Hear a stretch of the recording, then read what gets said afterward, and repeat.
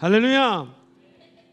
오늘 저는 찬양은 능력입니다 하는 제목으로 말씀 나누겠습니다. 같이 제목을 읽어보실까요? 시작. 찬양은 능력입니다.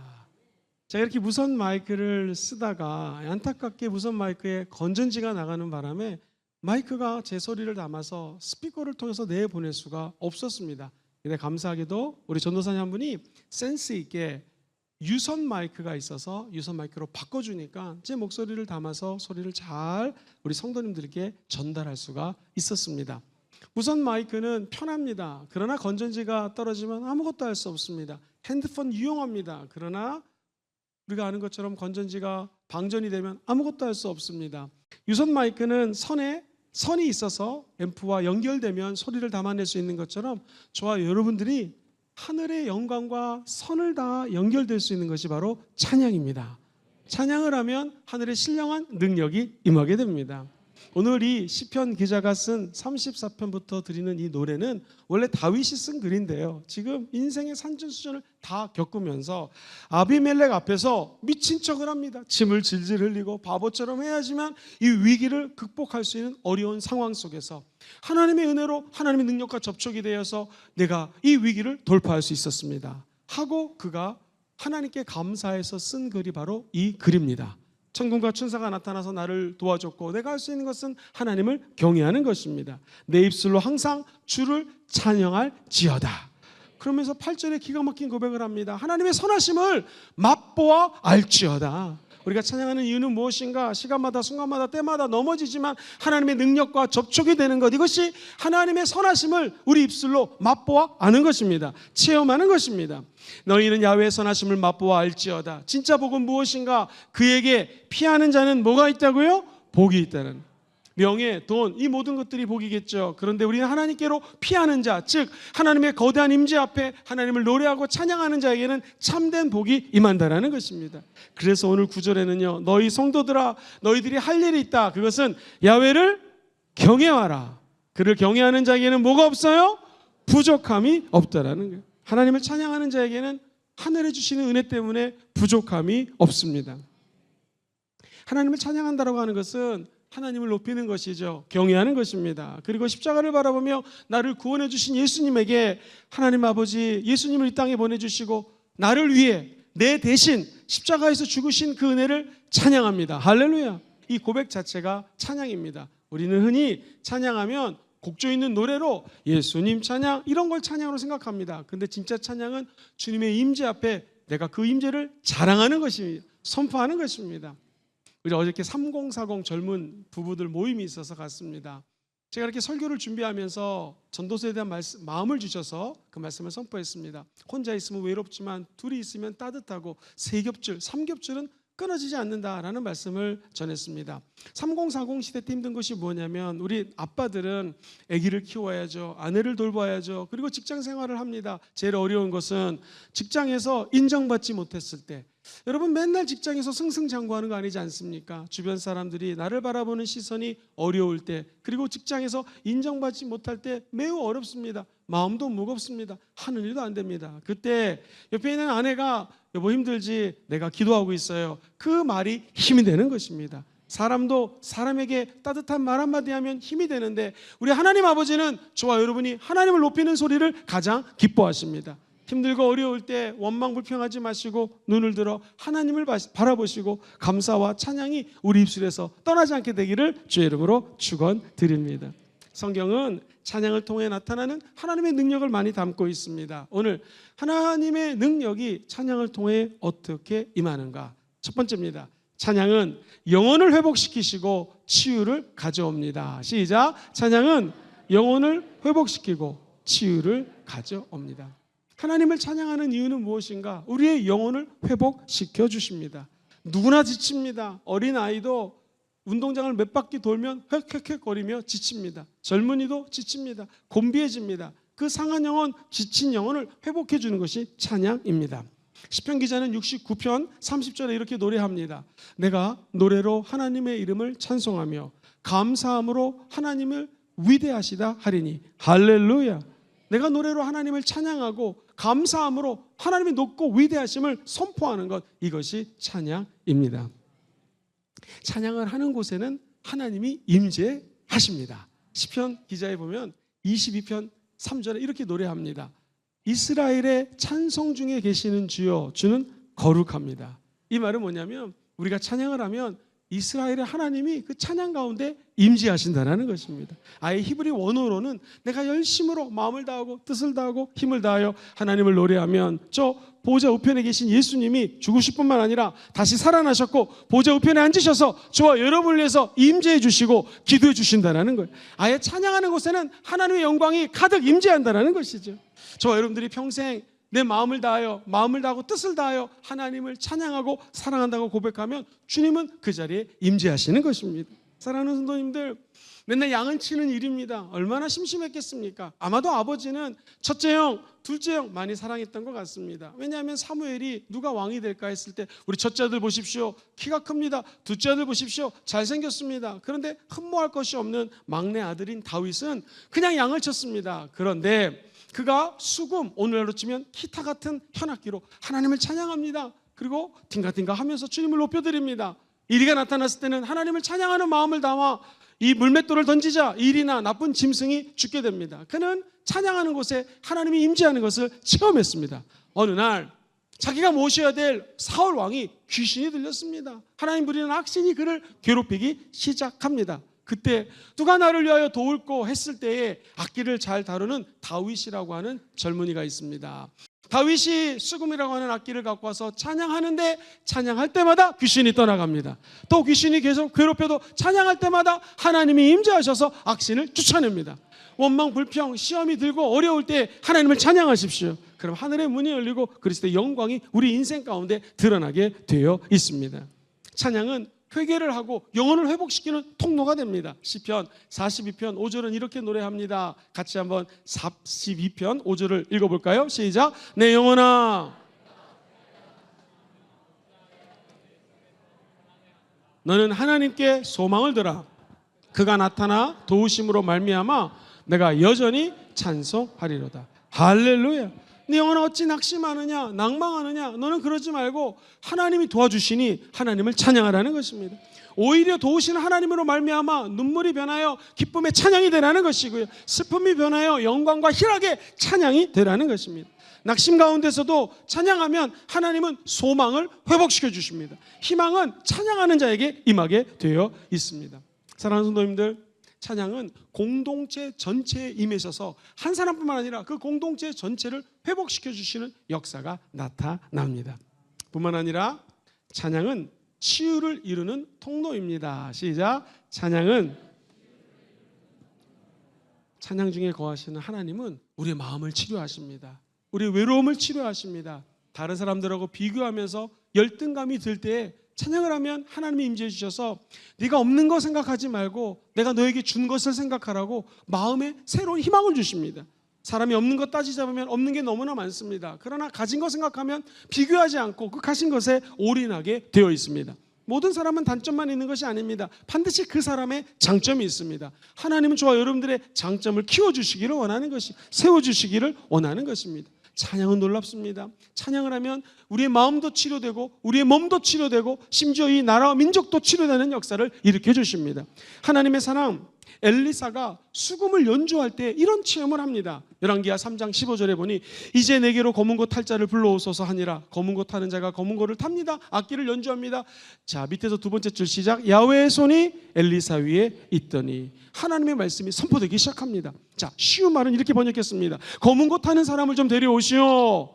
검은고를 타는 사람이 검은고를 타자. 시작. 야훼께서 엘리사에게 뭐를 주셨어요? 능력을 주셨습니다. 할렐루야. 우리 주님께서는 저와 여러분들에게 검은고 타는 자, 즉 악기를 연주하고 키보드를 연주하고 바이올린을 연주하고 이 찬양하는 곳에 임재해 주셔서 우리에게 능력을 주신다는 것입니다.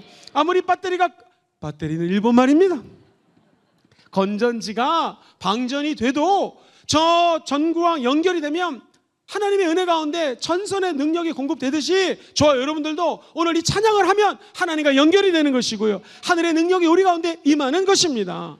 눈이 보이지 않습니다. 근데 직업도 거지입니다. 그가 할 수 있는 일은 무엇이겠습니까? 한 푼 줍쇼, 한 푼 줍쇼입니다. 그런데 어느 날 이 마을에 예수님이 온다라는 소문이 들렸습니다. 믿음은 들음에서 납니다.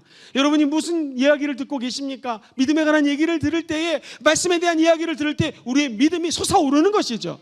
이 젊은, 아마 바디메오는 젊었을 거로 생각합니다. 왜냐하면 그 얘기를 듣는 순간에 믿음이 생겼고 그가 소리치기 시작합니다. 다윗의 자손 예수여, 나를 좀 불쌍히 여겨 주시옵소서.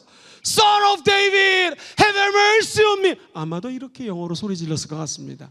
왜 소리를 질렀냐면 다윗의 자손이라는 것은 메시아 기다리던 구세주가 당신이십니다 하면서 구세주 되신 예수님, 메시아신 예수님, 나를 좀 불쌍히 여겨 주시옵소서. 이 말은 내 힘으로 내 눈을 치료할 수 없고 지금 내 상황이 너무나 어렵습니다. 이 상황을 극복할 수 있는 방법이 없사오니 하나님이신 예수님, 나를 좀 도와주시옵소서, 불쌍히 여겨 주시옵소서. 그러면서 그 입술을 다하여 다윗의 왕족으로 오신 메시아를 나름대로 찬양하는 것입니다. 높이는 것입니다.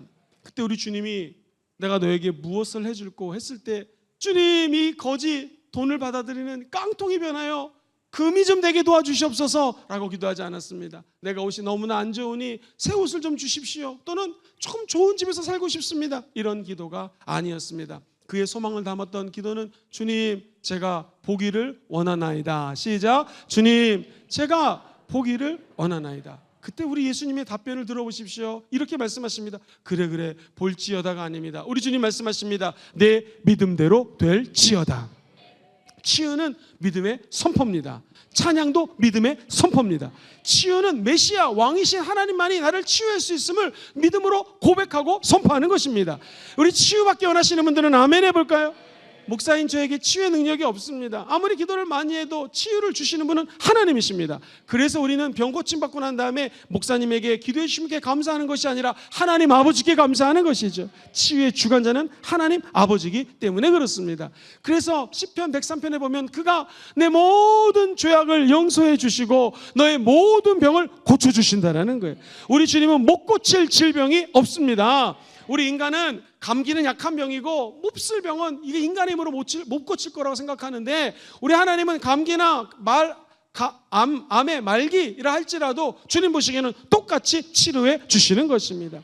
진정한 회복은 하나님을 높일 때 하나님이 우리 안에 들어와서 꿈틀꿈틀 역사하시며 말씀으로 치료하십니다. 성령의 빛으로 치료하십니다. 회복시켜 주십니다. 한 걸음 더 나아가 주님을 기뻐하며 찬양할 수 있는 임재의 자리로 인도해 주십니다. 찬양의 능력은 우리를 회복시켜 주시고 고쳐 주시는 것이죠. 두 번째, 찬양은 승리를 선포하며 원수를 물리칩니다. 시작. 찬양은 승리를 선포하며 원수를 물리칩니다. 사랑하는 성도님들, 지금 전쟁이 터졌습니다. 우리나라 힘으로 이길 수가 없습니다. 만약 한국이 일본, 중국, 러시아, 필리핀 이런 연합군이 쳐들어온다면 우리나라가 어떻게 대응하고 이길 수 있겠습니까? 모압을 중심으로 한 연합 군대가 이스라엘을 쳐들어옵니다. 여호사밧 왕은 큰일 났습니다. 그때 하나님께 기도합니다. 선지자들과 함께 말씀을 나눕니다. 그의 방법, 돌파할 수 있는 능력은 찬양대, 성가대나 찬양팀을 조직하는 것입니다.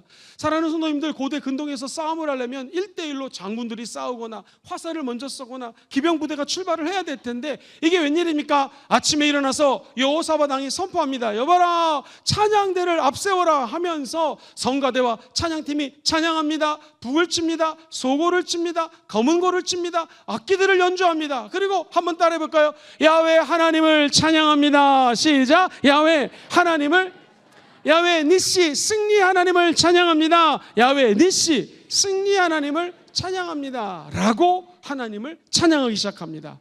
이게 웬일입니까? 우리가 이 적군들과 싸워 이길 수 있는 확률은 아마 1%도 안 될 텐데 갑자기 하늘의 문이 열리고 어찌된 일인지 천군과 천사가 나타났는지 적군들이 자중질환, 자기들끼리 싸워가지고는요, 어떤 분이 그러더라고요. 자중질환, 나쁜 말입니다. 자기들끼리 싸워가지고는 막 죽어가기 시작합니다. 그렇습니다. 사랑하는 성도님들, 우리의 힘으로 싸울 수 없을 때 하나님을 높이는 것이죠. 하나님을 찬양하는 것입니다. 그러면 야훼 니시 하나님이 대신 싸워주시는 것입니다. 그래서 성경은 너희들은 가만히 있어, 야훼 하나님이 싸워주신다는 것입니다. 우리가 애쓰고 힘쓸 것이 없습니다. 우리는 그저 말씀을 따라 순종하며 달려가면 되는 것입니다. 난공불락의 성이 바로 여리고성입니다. 인간의 힘으로 무찌를 수가 없습니다. 무너뜨릴 수가 없습니다. 오늘날 대포나 미사일 갖고도 정말 힘든 공격지였습니다. 그런데 우리 주님이 말씀하십니다. 너희들은 6일째 묵음 소리를 내지 말고 돌아라. 마지막 날 하나님을 경배하고 찬양하며 소리를 지르라는 것입니다. 그때 어떤 일이 일어났는가? 여호수아 6장 20절입니다. 이에 백성이 외치고 제사장들은 나팔을 불매 백성이 나팔 소리를 들을 때 크게 어떻게 했습니까? 소리질러 외치니 성벽이 무너져 내린지라.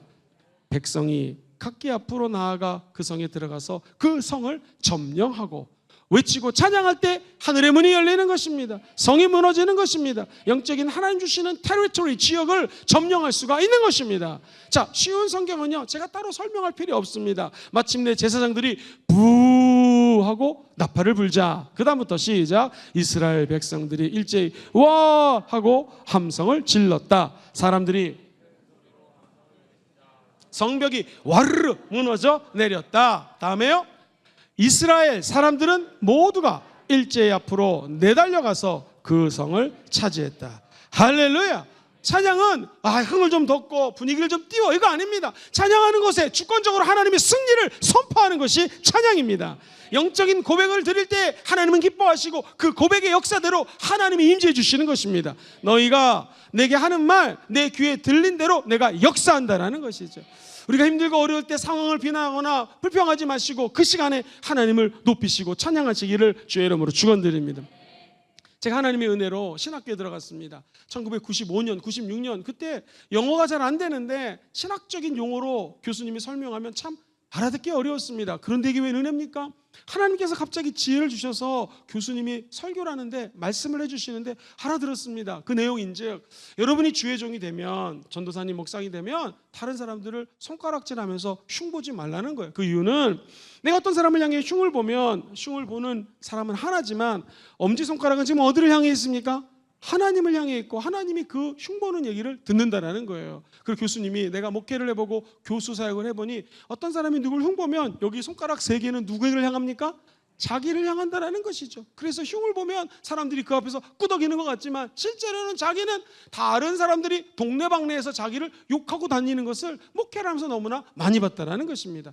우리 회사에서도 직장에서도 삶의 주변에서도 그런 사람 있지 않습니까? 막 흉보고 다니면 듣는 사람이 그래 할지 모르지만 사실 그 사람이 없어지면 모든 사람들이 다 우다다다다다다다 라고 그 사람을 흉보는 것을 많이 체험하지 않습니까? 우리 예수 믿는 사람들은요, 흉보고 싶고 마음에 안 들고 어려운 일이 있을 때 그 사람을 가리켜 정죄하는 것이 아니라 저와 여러분들은 하나님을 향하여 하나님을 높이는 사람들입니다. 그러면 주님께서는 그 찬양과 경배의 메시지를 듣고 하늘의 신령한 은혜를 부어주시는 것이죠. 이것이 오늘 본문에서 얘기하는 야훼께 피하는 자, 누가 나를 힘들게 하고 어렵게 할 때 그것을 다른 사람들 향해서 흉을 보거나 그 사람들을 부정적인 얘기하는 것이 아니라 하나님의 그늘 아래 숨는 것입니다. 피난처로 거룩하게 도망가는 것입니다. 그 피난처는 야훼의 하나님의 임재하는 초소입니다. 하나님이 거하시는 바로 이 현장입니다. 우리가 주님을 높일 때 주님 우리의 피난처가 되시고 주의 그늘 아래서 불기둥과 구름기둥으로 저와 여러분을 고쳐주시고 지켜주실 것입니다. 그 하나님의 은총이 영원히 함께 하시기를 주의 이름으로 축원드립니다. 가슴에 손을 따라 해보겠습니다. 나는 평생 다른 사람 욕하지 않겠습니다. 시작. 나는 평생. 옆 사람 인사하겠습니다. 말은 잘하시네. 시작. 말은. 네, 이게 이렇게 고백하지만 쉽지가 않습니다. 다른 사람이 마음에 안 들 때 확 나오고 싶겠죠. 그래서 필요한 것이 하나님의 도우심입니다. 성령님의 도우심입니다. 성령이 도와주시면 억압을 깨트려 버리십니다. 그리고 자유를 선포합니다. 이것이 바로 찬양 안에 녹아져 있는 능력입니다. 내 힘으로 다른 사람을 욕하는 것을 안 하는 게 어렵습니다. 그때 찬양을 하면 내 마음속에 있던 억압된 마음이 다 자유롭게 되고요. 마치 겨울에 쌓였던 눈이 봄이 되면 녹는 것처럼 찬양을 하면 내 마음속에 자유가 임하는 것입니다. 외적인 전쟁뿐만 아니라 내적인 결박과 두려움, 속박을 끊어낼 수 있는 것이 하나님을 찬양하는 것입니다. 찬양은 매우 유용한 도구가 되는 거예요. 우리 조영기 목사님께서 천국 가시고 또 이대 담임 목사님이신 이용우 목사님이 담임 목사님 하시면서 참 교회가 어려울 텐데 이렇게 잘 인도하시는 이유가 뭘까 궁금했습니다. 한번 부산에 오셔서 오랫동안 시간을 보내고 같이 식사를 하고 차를 같이 타고 다닌 적이 있었습니다. 그때 제가 알았어요. 목사님이 이야기를 하시다가 식사를 하시다가 끊임없이 흥얼흥얼 거리면서 하나님을 찬양하는 것이었습니다. 저는 그때 굉장히 인상적이었습니다. 나중에 알고 봤더니 이용 목사님께서 목회를 하시면서 매우 힘든 기간이었는데 그 기간을 찬양으로 돌파한 것입니다. 만약에 힘든 기간을 당했을 때 누구를 원망하고 안 좋은 얘기를 하고 싶을 수도 있겠지만 목사님은 찬양하기로 결심한 것이죠. 그때 억압이 풀어지게 되고 자유를 체험하게 되는 것입니다. 사무엘상 16장 23절에 보면 아까 말씀드렸던 다윗의 이야기입니다. 하나님께서 부르시는 악령이 사울에게 이를 때 다윗이 뭐를 들고 왔습니까? 수금, 기타 같은 악기를 들고 옵니다. 손으로 탄즉 사울이 상쾌하여 낫고 악령이 그에서 떠나더라. 할렐루야. 쉬운 말은 이렇게 번역했습니다. 그래서 사울에게 하나님께서 보내신 악한 영이 덮칠 때마다 예의주시하십시오. 악한 영이 한 번 덮친 것이 아니라 여러 번 덮쳤다는 거예요. 그런데 다윗은 수금을 탔다. 아무리 마귀가 1000번 만번을 공격하도 그때마다 수금을 타고 찬양하면 그러면 사울에게서 악한 영이 떠나가는 것입니다. 사울은 상쾌하게 낫는 것입니다. 어떻게 할 때요? 악한 영이 덮칠 때마다 꼭 기타를 들지 않더라도 같이 봅시다. 할렐루야. 영어로 합시다. Praise the Lord. Praise the Lord. 주님을 찬양한다는 거예요. 로드는 뭐냐면 나의 주님이라는 것입니다. 내 인생의 생사복을 주관하시는 분이 하나님이시라는 것입니다. 엄마의 뱃속에서부터 나를 하셨고 우리의 삶을 1번부터 100번까지 A부터 Z까지 처음부터 끝까지 하나님의 영광 가운데 인도하고 계시는 분이 하나님이시라는 것이죠. 그래서 나는 그분을 찬양할 수밖에 없습니다. 그러면 모든 것을 주님이 책임져 주시는 거예요. 이 비밀을 다윗은 알았기 때문에 시편 23편에 여호와는 나의 목자시니 내게 부족함이 없으리로다. 하나님이 나의 주인 되시기 때문에 할렐루야 주님을 찬양할지어다. 네, 할렐루야는 깊은 비밀을 담겨져 있습니다. 이 할렐은 원래 할랄이란 단어에서 나왔는데 이 뜻은 자랑하다라는 뜻입니다. 루는 너희들아, 야는 야훼 하나님을 붙이면 너희들이 하는 일이 뭐냐면 야훼 하나님을 자랑하라는 것입니다. 자랑하면 하늘의 영광이 그 모임과 집안과 교회에 임한다라는 것입니다. 우리가 하나님의 은혜를 잊을 때가 많습니다. 모세는 하나님의 은혜로 홍해를 가르고 드디어 인생의 광야 땅에 도착을 합니다. 그때 모세가 하나님께 이렇게 노래를 합니다. 출애굽기 15장 1절에서 2절. 이때 모세와 이스라엘 자손이 이 노래로 야훼께 노래하여 일렀을 때 내가 야훼를 찬송하리니 그는 높고 영화로우시며 말을 탄 자들은 나를 쫓아오던 그 애굽의 마지막 군대들조차 홍해 바다에 던지셨다, 빠뜨렸다라는 고백입니다. 그러면서 2절에 야훼는 나의 힘이요 노래시며 나의 구원이시로다. 그는 나의 하나님이시니, 그 다음에 시작, 내가 그를 찬송할 것이요 내 아버지 하나님이시니 내가 그를 높이시리라. 할렐루야. 하나님을 찬양하십시오. 그러면 하나님께서는 다시는 저 애굽 땅으로 돌려보내지 않을 것입니다. 금요일 날 우리가 8시 반부터 12시까지 찬양을 했습니다. 청년들이 인도하고 또 전도사님이 인도하고 찬양하고 기뻐하는데요. 서울에 있는 아는 목사님이 전화가 왔습니다. 저에게 하는 말이 목사님 제가 어떻게 이제 유튜브를 통해서 예배를 드리고 함께 예배를 받는데 너무 은혜를 받았다는 거예요. 보통 일반적으로 찬양을 하면 사람이 드러날 때도 많고 위대한 무슨 조명이라든가 뭐 음악, 그런데 우리 순복음 금정교회는요 그런 거 없이 오직 하나님이 드러나더라는 것입니다. 찬양 인도하는 분도 하나님만 높이고 멘트를 많이 하지 않고 할 말만 하고 그 찬양 집회 자기 너무나 큰 은혜를 받았다라는 거예요. 그래서 저에게 전화로 목사님 나도 목사님 교회 다니고 싶어요. 그래서 제가 얘기했습니다. 목사님 감사합니다. 정신 차리세요. 목사님은 그 교회 담임 목사입니다. 담임 목사님이 오시면 어떡합니까? 그렇습니다. 찬양하는 곳에는 하나님의 임재가 있는 것이죠. 오늘이 출애굽기 15장 1절로 2절을 쉬운 성경은 이렇게 기가 막히게 번역을 했습니다. 모세의 노래, 그때 모세와 이스라엘 백성이 야훼께 이 노래를 불렀습니다. 다 같이 시작. 내가 야훼를 찬송하리라. 주님께서는 영광의 승리를 거두셨으니 말과 말탄 자들을 바다에 쳐넣으셨도다. 그 다음에요, 야훼께서는 나의 힘, 나의 노래시며 나의 구원이시라. 주님께서는 나의 하나님이시니 내가 주님을 찬양하리라. 내 하나님의 하나님이시니 내가 주님을 높이시리. 할렐루야. 찬양을 하면 하나님이 임재해 주셔서 승리케 하시고 치료해 주십니다. 한 걸음 더 나아가 찬양은 하나님의 지혜와 영광을 드러냅니다. 시작. 찬양은 하나님의 지혜와 영광을 드러냅니다. 찬양을 하면 하나님의 지혜가 드러납니다. 여러분, 찬양은요, 하나님이 그 가운데 임재해 주셔서 깊이 하나님과 교제할 수 있는 것이 찬양의 은혜입니다. 그래서 하나님께서는요, 베드로를 통하여 우리를 거듭나게 하시고 썩지 않게 하시고 더럽게 하지 않으시고 쇠하지 않게 하신다고 약속해 주셨다라는 것이죠. 우리는 이 하나님의 말씀을 믿고 하나님의 이름을 송축하고 높이는 것입니다. 그럼 하나님께서는 그 가운데 지혜를 부어 주십니다. 이 지혜라고 하는 것은 계시랑 연결되어 있는데, 계시는 레벨레이션이라는 단어를 씁니다. 우리가 하나님을 찬양한다는 것은 하나님의 계시가 임한다는 거고요.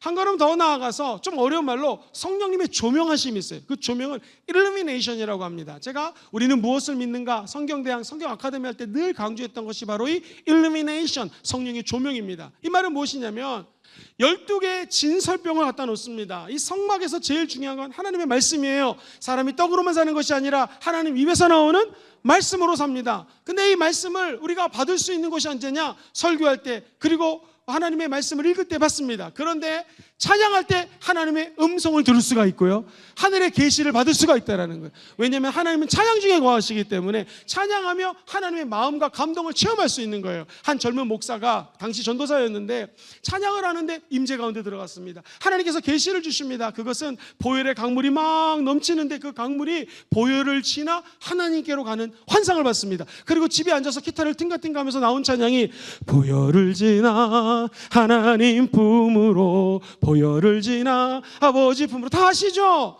이 찬양이 바로 한 사람이 찬양하다가 하늘의 계시를 받고 만들었던 찬양입니다. 김도훈 목사라고 저하고 아주 지근거리에서 친하게 지내는 목사입니다. 그렇습니다. 하나님은 찬양 중에 임하시고요, 레벨레이션이라고 하는 놀라운 계시를 찬양 중에 부어주십니다. 그런데 12개의 떡 진설병이 있지만 그 앞에 메노라라고 하는 7 촛대가 그 진설병을 조명해야지만, 비춰줘야지만 떡이 보여서 먹을 수가 있는 것입니다. 즉 찬양하는 자리는 하나님이 계시를 부어주시고 성령이 임재해 주셔서 성령의 빛을 비춰주십니다. 그 빛 앞에 어둠은 떠나가는 것이죠. 그러므로 지혜가 임하게 되는 것입니다. 그 빛 앞에 더러움이 떠나가는 것이죠. 그러므로 하나님의 거룩함이 임하는 것입니다. 그 빛 앞에 우리 안에 있는 더럽고 추악하고 하나님 원치 않은 모든 욕하고 싶은 마음, 저주하고 싶은 마음, 이 모든 것들이 다 사라지고요, 하늘의 지혜로 대체가 되는 것입니다. 그러므로 인간의 힘으로 다른 사람을 욕 안 할래 안 할 수 없지만 하나님을 찬양하는 것에는 지혜가 임하게 되어서, 아 그렇구나, 내가 저 사람을 용서해야지 라는 마음으로 변하게 되는 것이죠. 같이 볼까요? 천국 가는데 지장 없으면 다 용서합시다. 시작. 천국 가는데 지장 없으면 다. 가만히 생각해 보십시오. 누가 나를 힘들게 합니다, 무시합니다. 특히 내 천국 가는 거랑 상관없으면 한번 따라해볼까요? 통과시키십시오. 회사에서 어려운 일이 있습니다. 천국 가는 거랑 상관이 없으면 통과하고 넘어가십시오. 부모님이 나를 힘들게 합니다. 나를 낳아주고 키셔서 얼마나 감사합니다. 원수 같은 이 남편이 날 괴롭힙니다. 어떻게 하셔야 됩니까? 아내가 나를 힘들게 합니다. 어떻게 하셔야 돼요? 라고 하면서 우리는 통과 대신에 더 중요한 것, 하나님을 찬양합니다 할 때 모든 것들이 다 바뀌게 된다는 것이에요. 찬양은 마르지 않는 샘입니다. 찬양은 모자람이 없는 샘물에서 지혜를 퍼오는 길이 바로 이 찬양입니다. 두레막 아시죠? 한 바가지 물을 퍼가지고, 우리 옛날에 펌프질 할 때요, 시골에 가면은 요즘엔 다 수도가 있지만 물 한 바가지를 퍼가지고 집어넣어야 됩니다. 이 한 바가지 물을 무슨 물이라고 합니까? 마중물이죠. 이거를 집어넣고 막 펌프질을 하면 밑에서 막 신기하게 물이 솟아오릅니다. 그것처럼 이 바구니에 담겨있는 물이 찬양입니다.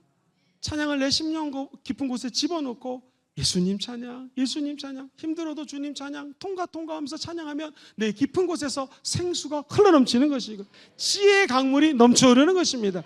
그래서 찬양은 하늘의 지혜가 임하는 보구가 되는 것이고요, 이 마중물 같은 찬양을 내 영혼 깊은 곳에 뿌릴 때 하늘의 지혜는 쌓여서 나만이 누리는 지혜가 아니라 그 지혜는 온 열방으로 퍼져나간다는 것이죠.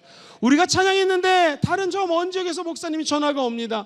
이 유튜브가 있어서 지금 찬양하는 것은 온 열방으로 생중계가 되는 것이죠. 그래서 가끔 제가 예배 드릴 때 저는 부족하지만 저를 감춰주시고 이 제단에 흘러가는 메시지가 온 열방으로 향하게 하옵소서. 이 말은 우리가 이곳에서 찬양하고 예배드리는 것이 이제 온 열방으로 퍼져나가는 기적을 체험하고 있다는 것입니다. 저는 믿습니다. 이제 먼 날이 아니라 곧 남과 북이 복음으로 통일되는 날이 오게 될 줄 믿습니다. 그럼 우리가 드리는 이 찬양이 저 북한 땅에서도 울려 퍼지는 날이 오게 될 것이고요, 평양에서 집회하는 날이 오게 될 것이고요, 하나님 은혜 주시면 평양에 지교회를 세워서 그곳에서 순복음 금정교회 평양 지성전에서 찬양하는 날이 오게 될 줄 믿습니다. 한 걸음 더 나아가 이 찬양은 우리나라로 끝나는 것이 아닙니다. 1년, 2년, 3년, 10년, 100년으로 끝나는 것이 아닙니다. 우리가 드리는 찬양이 1000년간 유지되기를 주의 이름으로 소망합니다. 그 마중물을 저와 여러분들이 이곳에서 지금 붓고 있습니다. 그러면 찬양은 하나님의 영광을 만방에 선포하게 될 것입니다. 같이 읽어볼까요? 시작. 찬양은 하나님의 영광을 만방에 선포합니다. 그렇습니다. 생각해 보면은요, 다니엘 3장 28절에 이런 말씀이 나와요. 사드락, 메삭, 아벳느고가 풀무불에서 구원받습니다. 이 장면을 보고 느부갓네살 왕이 나타나가지고 이렇게 얘기를 합니다. 같이 읽어볼까요? 시작. 느부갓네살이 말하여 이르되 사드락과 메삭과 아벳느고의 하나님을 찬송할지로다.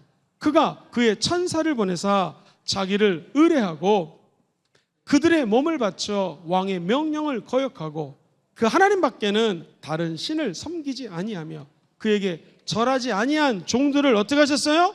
구원하셨는데. 야, 아멘입니다. 아멘.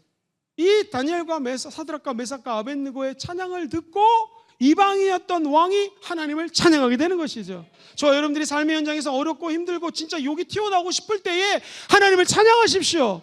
그럼 그 찬양은 믿지 않는 불신자들에게 영향을 끼치게 되어서 불신자들이 하나님을 찬양하는 기적을 이루게 될 것입니다. 안 믿는 사람들이 우리들을 예의주시해서 보고 있습니다. 하나님께서는 하늘의 문을 여시고 우리의 이 작은 찬양을 불신자들에게 전하게 될 것이요, 하박국 선지자가 봤던 계시처럼 환상처럼 2장 14절 물이 바다를 덮음같이 야훼의 영광을 인정하는 것이 온 세상에 가득하게 될 것입니다. 이 하나님을 찬양하는 마중물이 바다를 덮음같이 하늘의 영광이 우리의 찬양을 통하여 온 열방에 퍼져나갈지어다. C코드로 좀 반주해 주시겠습니까? 어제 제가 말씀을 준비하면서 하나님께서 이런 마음을 좀 주셨습니다. 여러분, 제 아들이 저 동구 밖에서 뛰어옵니다. 근데 이 아버지는 보통 아버지가 아닙니다. 오늘날쯤 하면 재벌쯤 될 것 같습니다. 아버지가 살아계신데 아버지한테 아버지 좀 유산 좀 미리 땡겨주세요. 증여 좀 해주세요. 그리고 그 돈은 몇십억, 아니 모르겠습니다. 얼마인지 모르겠지만 아마도 몇십억 몇백억을 쓰고는 그냥 처참하게 자기 집으로 돌아옵니다. 근데 아버지는 아들을 정확하게 알아봅니다. 그리고 그는 신발을 신지 않습니다. 맨발로 달려갑니다. 그럼 아들을 보자마자 제 마음속에 손가락에다 가락지를 끼워줍니다. 너 신분이 품꾼의 하나로 보소서. 종이 아니다. 너 내 아들이라는 것이죠. 자기는 옷을 덮어 씌워줍니다. 그것은 옷은 항상 왕의 신분을 나타내고 고관 백작의 신분을 의미하거든요. 이제 너는 내 아들이다. 너의 위치가 더 이상 쓸모없는 존재가 아니라는 것을 알려줍니다. 더 놀라운 것은 원래 신발이라고 하는 것은 신발을 신어야 어디 가는 거 아니겠습니까? 자유가 없습니다. 속박이 되어 있습니다. 아니, 아버지 내가 신발을 잃어버렸습니다. 다 허랑방탕하게 쓰다가 돌아왔습니다 했을 때 아버지는 신발이 없이 달려갔거든요. 아마도 자기 신발인 것 같습니다. 혹은 귀한 신발을 이미 준비했다가 아들의 발에 신깁니다. 저는 이런 생각이 들었습니다. 하나님 아버지께로 돌아가면 하나님은 우리를 회복시켜 주십니다. 다시 아들로 딸로 우리의 신분을 업그레이드 시켜 주십니다. 품꾼이 아닙니다. 그리고 우리를 치료해 주십니다. 그리고 아버지 하나님은요, 저와 여러분을 승리케 하고 해방시켜 주십니다. 먼 날 저 돼지 지업 열매를 먹고 돼지를 치는 그 집에 살았을 때가 있지 않습니까? 그때 그 주인이 찾아옵니다. 야, 너 많이 컸다. 내 밑에서 돼지 쥐업 열매를 먹고 돼지 치는 사람이 이렇게 잘 나가게 되었는가? 그때 그는 아마 하나님 아버지를 자랑하듯이 자기 아버지를 자랑했을 것입니다. 여차저차 했는데 아버지가 나를 받아주셔서 회복시켜 주셨고 나를 승리케 하셨고 해방시켜 주셨습니다. 그리고 만약 크리스찬이라면 당신도 하나님을 믿으셔서 하늘의 은혜를 받으십시오 라고 전도했을 것 같습니다. 목사님, 제가 살면서 신발을 잃어버렸습니다 하는 분이 있으시면 찬양하십시오. 주님은 다시 신발을 신겨주십니다. 아니 목사님, 제가 신발 한 짝을 좀 잃어버렸습니다 하는 분이 있으시면 주님을 높이십시오. 주님께로 돌아오십시오. 우리 아버지 하나님은요, 두 팔 벌려 우리를 안으시고 가락지도 껴주시고 옷도 갈아주실 뿐만 아니라 저와 여러분이 갖고 있는 이 더러운 발을 우리 예수님이 세족시켜 주신 것처럼 오늘 씻어 주십니다. 그리고 회복시켜 주십니다. 찬양의 사람으로 변화시켜 주십니다. 아니, 새 옷을 입혀 주시고요, 평안으로 예비된 복음의 신발, 시작, 평안으로 예비된 복음의 신발을 신겨 주십니다. 이제 우리는 떳떳이 가는 곳마다 밟는 곳마다 복음의 신발을 신으며 야훼 하나님의 아들 예수님을 선포할 수가 있습니다. 그분이 나를 대신해서 피 흘려 죽으심을 자랑할 수가 있습니다. 그리고 그분은 부활하셨음을 우리 입술로 찬양할 수가 있습니다. 한 걸음 더 나아가 내 죄를 용서할 뿐만 아니라 내 모든 병을 다 고쳐주셨습니다.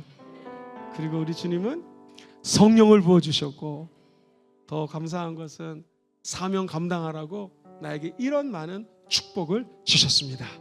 그 삶의 간증이 여러분의 노래가 되기를 주의 이름으로 축원드립니다. 우리 예수님은 살아 역사하십니다. 지금 이 자리에 계십니다. 어떤 상황 속에서도 주님을 찬양하십시오. 할렐루야. 우리 한번 세 가지를 같이 읽어보겠습니다. F코드로 할까요?